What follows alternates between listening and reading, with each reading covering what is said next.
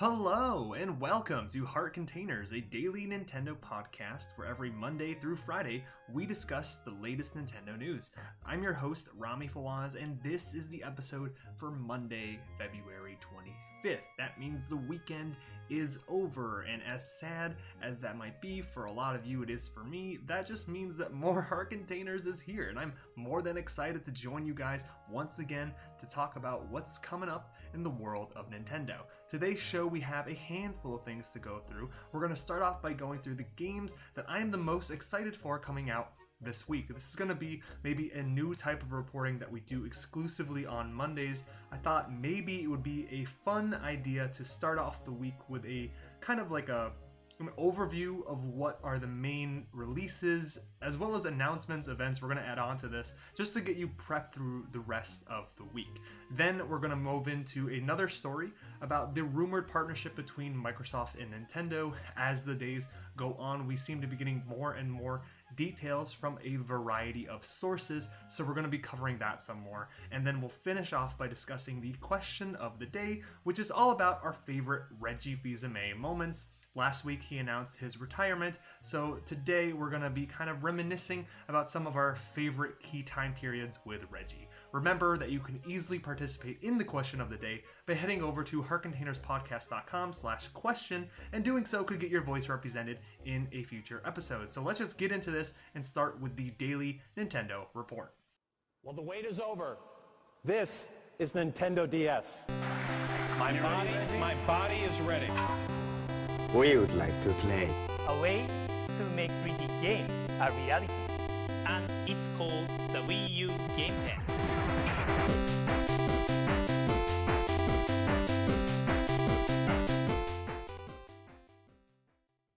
So like I mentioned earlier, I wanted to start off by talking about some of the games that are coming out this week. Now, of course, there are always a ton of games that come out every single week, but I always want to pick the ones that I think are of the most interest to me or have significance in some way to let you guys know about it. Because if you were truly curious about all of the games coming out, this probably isn't the time and place to learn about it. You can go on Nintendo's website or some other websites that really go into detail about that. Are going to be basically just a small handful, maybe 2 to 3 games each week, unless there's some reason to go into more about why you should care about these games, as well as me, I think, picking the most important one, the one that I am the most excited for. So we're going to start with a game called Anodyne. It's a 16-bit inspired action adventure that actually released originally way back in 2013, but it's finally making its way onto the Nintendo Switch. It's a game that if you are at all excited about the current Link's Awakening renaissance happening, you should be excited about this game because it is apparently heavily inspired by that. I got a little snippet of what the developers have to say about it. I'll read it right now. Quote, "Immersed in a moody, dream-like soundtrack, explore a world full of natural, urban, and abstract environments, solving puzzles and defeating enemies with a broom. Inspired by old-school 16-bit adventure classics, take part in a deep and wonderful journey, exploring a large overworld and many quirky, challenging, and fun dungeons to find out what awaits you in Young's subconscious." End quote. So if you couldn't discern from that explanation, it's very Zelda inspired. There's an overworld, there are dungeons, and when you actually see the art style, you can tell it's top down, it plays and looks very much like a Zelda game. Now, I already said it came out earlier. It got good reviews. It got decent reviews. I would say that unless you are very much into the Zelda ecosystem like I am, there probably isn't that much reason to play this game. But this is the perfect game to kind of tide your enthusiasm while you wait for more Link's Awakening. It mentioned dream-like soundtrack. I would assume that this game does have a lot of dream/awakening type inspirations that come from Link's Awakening. It releases this Thursday, February 28th for $9.99. Now, the next game that I want to mention is Deltarune. That's a game that actually got announced originally, well, for the Switch at least, at the Direct a couple weeks back. Chapter 1 is coming out, and it's free. It is, quote, "the award-winning indie RPG. Undertale expands the series with a brand new game in a different world," end quote. And there really isn't that much explanation beyond that. Toby Fox, the creator of Undertale and now Deltarune, kind of has a quirky way about talking about his games. He doesn't like to explain them in a very easy to understand manner, and that's acceptable because if you've ever played Undertale, it's not an easily explained game. I would say it is the closest to maybe an RPG, but it has a focus that's more on the personality and the humor and the style of the game, more so than any strict guidelines about what the gameplay might be like. So if that confuses you, just imagine an RPG where if you're in the battle system, the rules can be thrown out the window at any time for the sake of personality, for the sake of charm. You might be fighting a dog warrior, and instead of actually trying to strategize or going back and forth to make sure that you don't die or lose in that battle, you can just continue to pet the dog, and the dog will just appreciate the pets, and the battle could go on forever. It's that type of stuff. It is something to be experienced for sure, where as you keep playing that game, it's all about subverting your expectations and having a good time. At least it was for me. It's inspired by older games like Earthbound and how quirky and kind of upside down it seems to be. But that's a game that I really enjoy. So Deltarune will come out Thursday, February 28th. It is free, Chapter 1. The rest of the chapters are not supposed to be free. I would say if you're at all interested in Deltarune or Undertale, wait for Deltarune to come out this Thursday. Play that game, and if you like it, then go back and purchase Undertale. That's also on the Switch, and you can get a full game that is very much probably going to be the same style of gameplay as Deltarune, especially because from what I've read about Toby Fox about Deltarune, he seems to think that that full game, that the rest of the chapters are probably going to take their sweet time to come out. We're probably not going to get the full Deltarune experience anytime soon, so if you like it, then I encourage you to go back and play Undertale, which a lot of people are doing, even though it isn't necessarily a new experience. When you go check the charts, and part of this is because people are excited for Deltarune, when you go check the eShop charts, Final Fantasy IX is like at the very top, and almost right under it is Undertale. So people are very much getting into the Undertale groove. If you're at all interested, Deltarune is free. Why not? Just give it a chance this Thursday. And the last game that I want to mention, the game that I think is the one that I'm most excited about this week, is a game called Ape Out. It's an action arcade fighting adventure. It's an indie title. It's being published by Devolver Digital, and here is the tagline for it. Ape Out is a widely intense, colorful, stylized smash 'em up about primal escape, rhythmic violence, and frenetic jazz. Build up nearly unstoppable momentum, and use your captors as both weapons and shields to crush everyone on your procedurally generated path to freedom. If you haven't seen this game, you have to see this game. It's a top-down indie game where the emphasis is on beating the crap out of everyone around you. You play as an ape, if that wasn't already apparent, and you're escaping from what looks like a skyscraper. It's actually kind of weird. It almost looks like you start at the top of a skyscraper and you're in complete lockdown. There are a bunch of guys with guns that are keeping you in there, and you gruesomely, violently smash your way out of this skyscraper from floor to floor, and it looks so satisfying in the most visceral and bloody way that you can imagine. It kind of has that Hotline Miami feel, where you're kind of like tearing through an environment and kind of not giving any crap about how much damage or rampage you do to the world around you. That's actually part of the fun. So the gameplay shows you as an ape just taking control of these guys that are trying to kill you and smashing them against walls, throwing them out of windows. You can take them and turn them around and use their own guns against the people around you. It looks completely insane and utterly satisfying at the same time. Blood splatter everywhere. Not for the faint of heart, obviously, but as an arcade-style game, as a game that seems very similar to Hotline Miami, which definitely had a similar premise to this, it is one of a kind, and it is a game that I think is going to be one of the indie greats, hopefully, for the year. Of course, every year so far for the Switch, there's been a handful of titles that people look back upon and say, wow, wasn't that a great indie experience to play on the Switch? Last year, we had games like Hollow Knight, we had games like Dead Cells. I have a feeling Ape Out might be that game this year, and it also comes out on Thursday, $14.99. It is not an old game. I think it came out earlier this month for other platforms, possibly PC, but compared to Deltarune and Anodyne, this is the new experience. This is the game that I am the most hyped for this week. It's my game of the week. Our second story of the report. We have more rumor details surrounding the Microsoft and Nintendo partnership that is supposedly going to be talked about at some point later this year. If you have absolutely no idea what I'm talking about, well, you must be living under a rock, because I've been talking about Microsoft, Xbox almost the entirety of last week. Basically, there is this prevalent rumor going around that has some credibility because a few weeks ago, Microsoft let slip that they're going to be bringing Xbox Live over to the Nintendo Switch. Now, what that meant exactly has been pretty unclear, but the rumors that circled around last week have been saying that Microsoft is going to bring Game Pass over to Nintendo Switch. That's like their Netflix game streaming service. Well, it's not streaming for them, but it would be streaming onto the Switch, as well as some other things. They're going to potentially announce new games that they're just going to bring over natively, such as Ori and the Blind Forest. So that's been the talk of the town all throughout last week, and we keep getting trickles of information as the days go on. This time, the information is coming from the French gaming site Jeuxvideo. Play video, I think that's how it translates. I'm using my French knowledge here. And it was translated by our friends over at Nintendo Everything. I'm just going to give you a handful of statements that were distilled from the original article as follows. Nintendo and Microsoft had several meetings in Redmond regarding their upcoming partnership.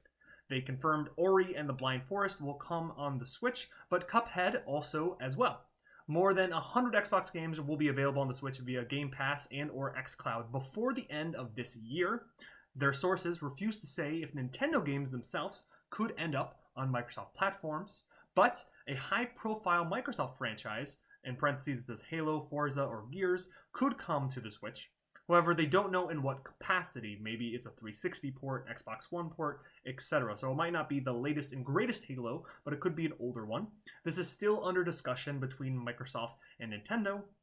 And the bit about the high-profile Microsoft game on Switch is more speculative than the rest of the report. Now, all of this they're all rumors coming from Jeuxvideo. Jeuxvideo has their sources. They are reporting on this. So everything that I just said is Jeuxvideo reporting on their sources. And they also made the distinction at the end there that everything is they're pretty confident about, except for that high-profile Microsoft franchise part, which is more speculative on their part. So maybe something that their source said led them to believe that that might be something that Microsoft is thinking about. So what in this article is actually new?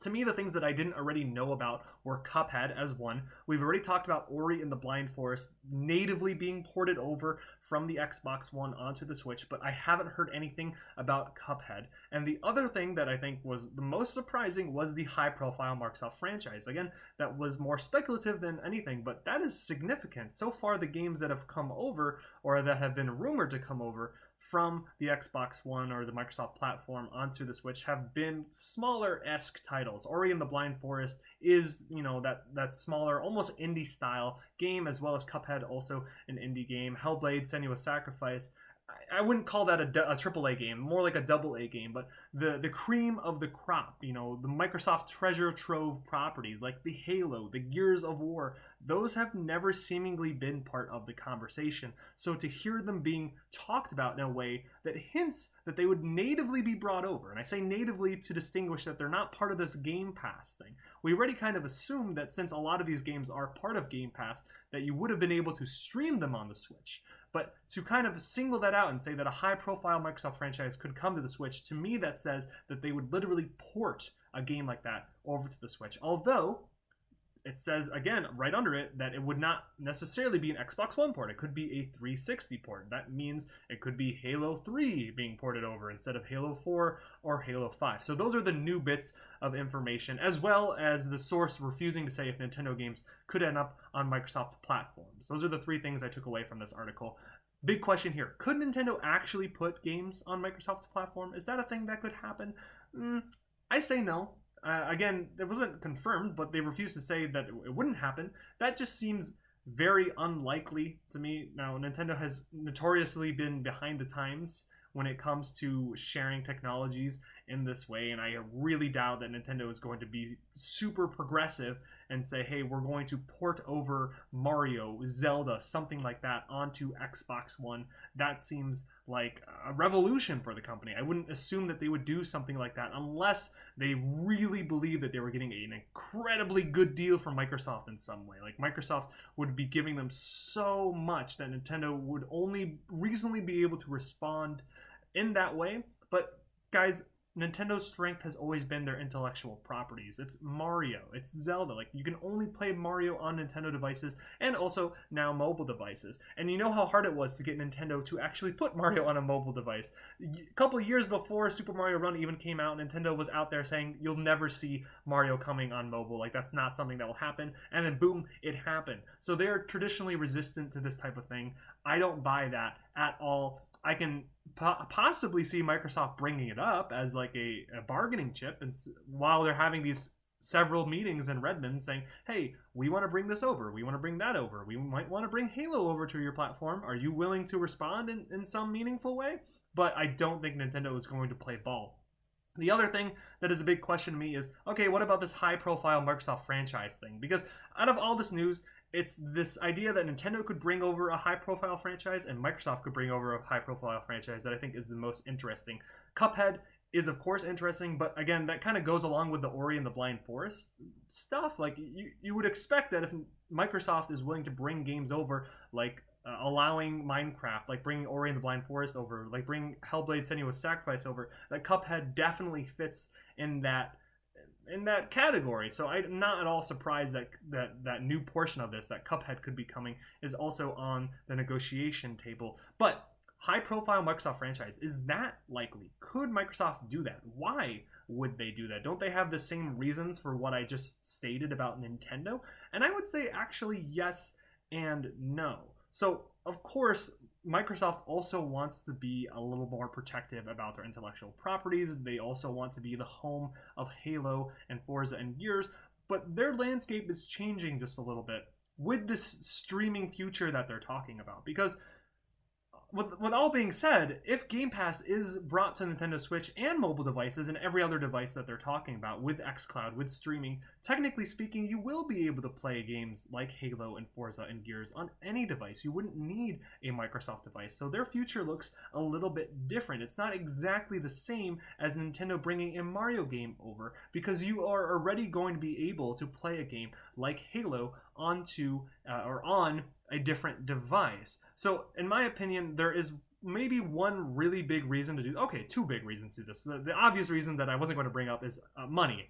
Obviously, you can take an old game that isn't producing as much money for Microsoft and easily bring that over to Nintendo Switch natively as like a gesture of goodwill and also a way to rake in some additional cash. You can take a game like an older Halo title. They mentioned Xbox 360 ports, so you can really dive deep and take a game that's never been on a Nintendo platform, Halo 2 as an example, bring that over to the Nintendo Switch and rake in a lot of dough. But I feel like the one reason why Microsoft might want to do this is actually just kind of to build that healthy relationship with Nintendo gamers, with Nintendo owners that they haven't necessarily built thus far. They're getting ready to enter this new phase of their lifespan where streaming is going to be available, rumored, across all these devices, including Nintendo Switch. So they want to kind of get people into that ecosystem and get people hooked on that ecosystem. And what better way to do that than by bringing these games over natively, which you can buy traditionally, that don't have like a big buy-in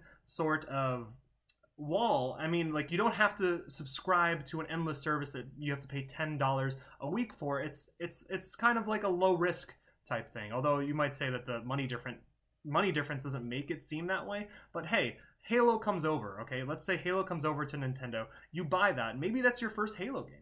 Who knows? There's a lot of people who own Nintendo consoles. There's a lot of people who have a Switch that aren't part of the Xbox ecosystem. And now that there are going to be Xbox games potentially coming to the Switch, you buy Halo, you buy Ori and the Blind Forest, you buy Cuphead, you get into those franchises early on. Note that how a lot of these games are being talked about, like Ori and the Blind Forest as a great example of this. It's the original. It's not the sequel that is potentially coming out. I still can't remember if that sequel came out, but I know that Ori and the Blind Forest is the OG Ori and the Blind Forest. I know that Cuphead is very likely going to get a sequel if it hasn't been announced already, and games like Halo and Forza and Gears are of course going to get a sequel. So you have this opportunity to get people in at the ground level, introduce them to Halo for the first time, introduce them to Ori and the Blind Forest for the first time, and say, hey, Nintendo fans, there are all of these Microsoft intellectual properties that you have no idea about. Play them, buy them. Sure, we would like your added money by porting these games over, but now you might get hooked. You might fall in love with Ori and the Blind Forest. You might fall in love with Cuphead. You might be introduced to Halo for the first time if all you've known for your whole entire life is Mario and Zelda. And then when the Game Pass thing finally gets released, you're going to look at Game Pass and say, oh, wow, it has the Ori and the Blind Forest sequel in it. It has the Gears sequel in it. It has the Halo sequel in it. I think I want to buy into that ecosystem. I am sold because I've seen what Microsoft has to offer. Or they can even take that a step further and say, wow, I really enjoyed the original Halo. I really enjoyed Ori and the Blind Forest. I'm enjoying Game Pass. I think my next console purchase is going to be an Xbox One or an Xbox 2. I think that growth, that getting people into the ecosystem at a base level is one of the strengths that Microsoft could be leveraging here by porting over a high-profile franchise. But of course, both ways, they're just rumors and they're speculation at most. I can definitely see this being a false alarm, not at all something that would be significant, that Nintendo would never bring over a high-profile franchise onto a Microsoft platform and vice versa. I am curious, though, what you guys would think would be the high-profile franchise that Microsoft would bring over. I've been mentioning Halo a lot, but it could be anything. I think I've been mentioning Halo is because I would want it to be Halo. I think that's great to be able to play Halo local multiplayer with a bunch of people who have Switches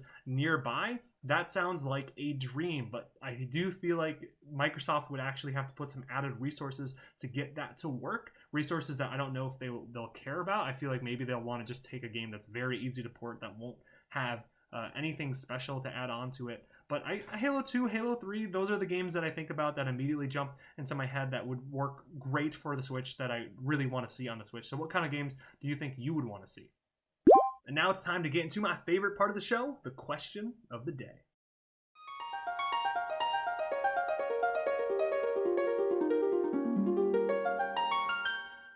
On Friday, I asked you guys what your favorite Reggie Fils-Aimé moments were over the past 15 years, and that's what we're going to be talking about in today's question of the day. So my personal favorite actually comes during E3 of 2006. So Reggie has been a part of the Nintendo family for a couple years now, and I honestly had no idea about this moment until Geoff Keighley tweeted about it after the retirement announcement. It was an interview between Keighley and Reggie where he was asked about whether or not he was worried about Sony's announcement of the PlayStation 3 console. It was going to be this technical behemoth, and it was going to be sold for anywhere between $500 to $600 depending on which iteration of the PS3 that you decide to buy. And the way that Reggie responds, oh man, it just gives me chills. He basically says, absolutely not. Doesn't bother me one bit. In fact, Sony did them a favor by widening this gap so significantly between the Wii and the PS3 in price. A gap that Reggie said he plans on, quote, driving a truck through. Were you worried what Sony was going to show up with? They might steal the show? Candidly, no. Right. You know, we were confident in what we had. I think, frankly, our friends over at Sony did us some favors with their pricing announcement, Right. which is just an obscene amount of money to be charging for a gaming console. Right. Even though they're trying to do a lot more with it, you know, they've opened the door for us. Right. And I plan on driving a truck through that door. Honestly, when I saw that, I'm like, that is the classic Reggie moment. That is what I'm going to miss the most about Reggie. It's confidence, it's swagger, it's personality, it's this appeal that Reggie really believed in the Nintendo mindset. That when Microsoft and Sony were playing their own games, their own business games in a way, where Sony was trying to be so protective of how they can stay on top in the console war after doing so well in the PS2 generation, that they thought that the way they're going to do that is that they're going to double down on hardcore gamers like the latest and greatest, the best technology of all time. So why not just release a console that is so mega powerful that no one else will possibly compete? No one else could possibly compete with the PS3, right guys? Even though it's going to cost $600, doesn't really matter. It's going to be the best console and they're going to own. And Microsoft had their own approach that was different, obviously, but still in the same vein. And here you have Nintendo with Reggie at the head of the American branch, thinking to themselves, no, we don't like that. We're going to shut that mentality away. We're going to focus on gaming for everyone. This is 2006. This is the very beginning of the Wii era, and the DS era has already begun. Gaming is not just for the hardcore. We're going to focus on bringing gaming to your grandma. We're going to have Wii Sports. We're going to go in this completely different direction, and you can tell in this moment that Reggie believes in it. He is wholeheartedly into this idea that gaming can actually be an entryway, that the Wii can be an entryway to playing video games for people that don't traditionally play video games at that time period. And when he saw Sony, when he saw PlayStation coming out and doubling down on the exact opposite approach that Nintendo was going in, he's all smiles. He believes in Nintendo so much, even though they're doing something that's off the beaten path, that it doesn't matter. He loves that Sony is doing whatever it is that they're doing, because he's going to drive a truck through that difference in expectation. And it was that moment that I really do believe Reggie showed his true colors, that he is not just going to play along with where the industry believes Nintendo should go. He knows and firmly understands that the direction that they chose, the direction that they're choosing to be different, a direction that they still continue to kind of play with to this day, is the right direction. And you can tell that the Nintendo difference, the Nintendo ingenuity, the creativity that only really comes from Nintendo, it seems, from time to time, just kind of bleeds through him. I love that moment so much. That is probably one of my favorite, if not my favorite, Reggie Fils-Aimé moment over the past 15 years. Now it's time to ask you guys tomorrow's question of the day. We've been talking a whole lot about Microsoft and this new potential for a high-profile Microsoft franchise coming over to the Switch. So that's what I think my question is going to be for tomorrow. What high-profile Xbox franchise do you think Microsoft should bring over to the Nintendo Switch, and why? This is a reminder that you can easily participate in the question of the day by heading over to heartcontainerspodcast.com/question, and doing so could get your voice represented in a future episode, I promise. And that's all I had for you guys today. If you want to reach out to me in any way, shape, or form, feel free to go to the website, as well as talk to me on Twitter. My handle is @RomeFawaz. That's ROMEFAWAZ. And this has been Heart Containers for Monday, February 25th. Thank you so much for joining me today, and make sure to tune in tomorrow for some more Nintendo news.